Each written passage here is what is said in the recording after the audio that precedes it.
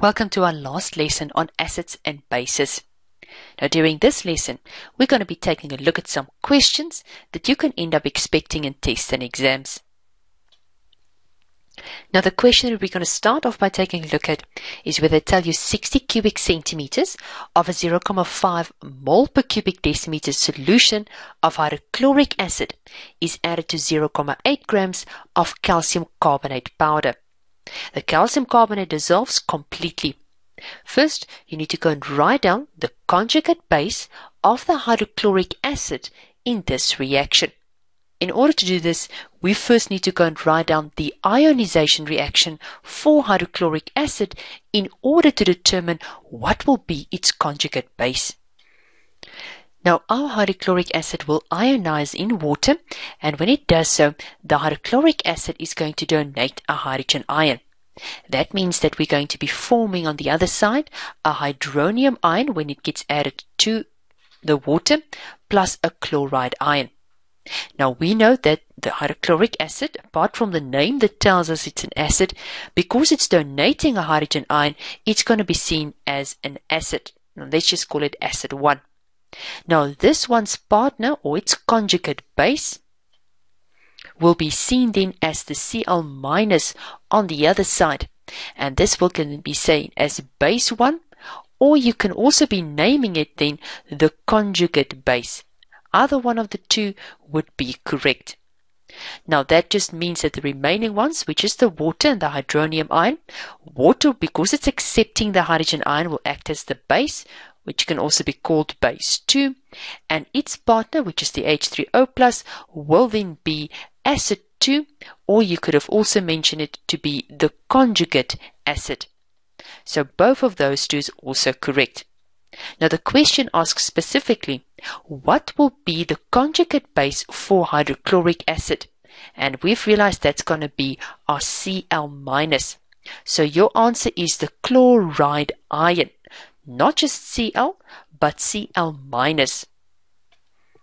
Now the next question asks us to go and calculate the number of moles of hydrochloric acid that reacted with calcium carbonate. So that means the number of moles of hydrochloric acid that is present in the solution. Let's quickly see again what was given to us. For our hydrochloric acid, they've given us a volume of 60 cubic centimeters and a concentration of 0.5 mole per cubic decimeter. Now, in order to determine moles from that, we'll use the formula N is equal to concentration, which is a small letter c, multiply volume, which is a capital letter V. Now, the concentration is 0.5. The volume is given as cubic centimeters. Now, we do not use cubic centimeters, we use cubic decimeters.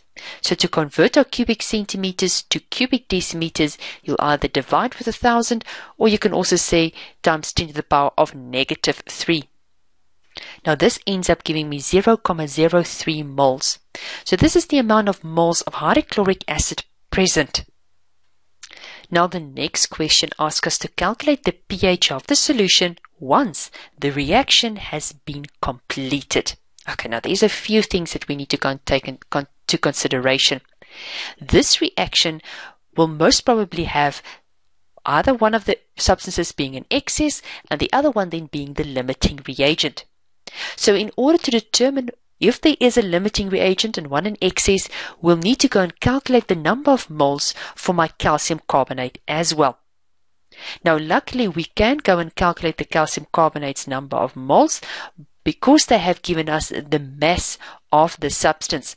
So mass divided by the molar mass of calcium carbonate will end up giving us the moles. Now, before we do that calculation, keep in mind that we've just calculated our hydrochloric acid's number of moles to be 0.03 moles. Now, let's quickly go and take a look at our calcium carbonate. The mass is 0.8. The molar mass is those values that we find on the periodic table. Calcium is 40, carbon is 12, and there's 3 oxygens of 16 each. And this then ends up giving me 0.8 divided by 100, which is now before we can actually compare them, we need to first go and take a look at a balanced chemical reaction to make sure that their mole ratios are on the same level. Now, what was important about this reaction, I've got an acid and a metal carbonate. Now an acid and a metal carbonate always ends up giving me salt, water, and carbon dioxide gas. So we'll figure out what the salt is just now. We do know that water is going to be one of the products as well as carbon dioxide gas. Our salt always comes from the metal ion and the non-metal ion of the acid. And remember that our metal ion is calcium, which is 2+ in charge, whereas our chloride ion is 1-. So therefore, when we get our salt, we're going to have 2 chlorides being attached to the calcium to cancel out the 2 positive charges in total. Now let's quickly go and check if this is balanced. We'll note that I've got 1 hydrogen on my left-hand side but 2 on my right-hand side. So I'm going to end up putting a 2 in front of my HCl. That means 2 hydrogens left, 2 hydrogens right. 2 chlorides on the left-hand side, 2 chlorides on the right-hand side, 1 calcium on the left-hand side, 1 calcium on the right-hand side, 1 carbon, also 1 carbon on the other side, 3 oxygens on the left-hand side, and also 1, 2, 3 on the right-hand side. So it's balanced by just placing a 2 in the front of the HCl. Now we need to make sure that we're going to have them on the same ratio. So if I have 0.03 moles over here, and I've got in this case 0.008 moles, I need to have them both on a 1-to-1 ratio. That means I'm going to take my 2 and divide it by 2 so that I also end up with a 1-to-1 ratio. So I take my 0.3, divide it then by this 2 so that I end up with a 1, and this is going to give me 0.015 moles. Now I can be able to compare that to 0.008, but still, this shows me that my calcium carbonate is the one with less moles and is therefore going to be seen as the limiting reagent. Now I hope you can all still remember this, seeing that this is revision basically from your grade 11 work. Now that means my hydrochloric acid will end up being in excess. So after the hydrochloric acid and the calcium carbonate has reacted, we won't end up with a situation where they'll just cancel each other out and find maybe a neutral pH. We're going to have some hydrochloric acid in excess. We don't need to go and calculate what is the amount in excess because our pH calculation would like to have that excess concentration of hydrochloric acid.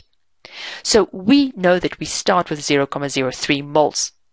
But in actual fact, our limiting reagent, which is 0.08 moles, means that I need to go and see how much moles of hydrochloric acid will now react if my limiting reagent is 0.08 moles. Now they're on a 2-to-1 ratio to each other. As we've said, our calcium carbonate, the limiting reagent, it's 0.008 moles. If I want to know how much of my hydrochloric acid will then react, I'll need to take my mole ratio, which is 1, divide this value by 1, and then multiply by the mole ratio which I want to go to, which is going to be 2. So it's just like in your chemical equilibrium calculations. Divide by 1, multiply by 2, and that means that my amount of mole of hydrochloric acid that will actually be used is going to be 0.016 moles.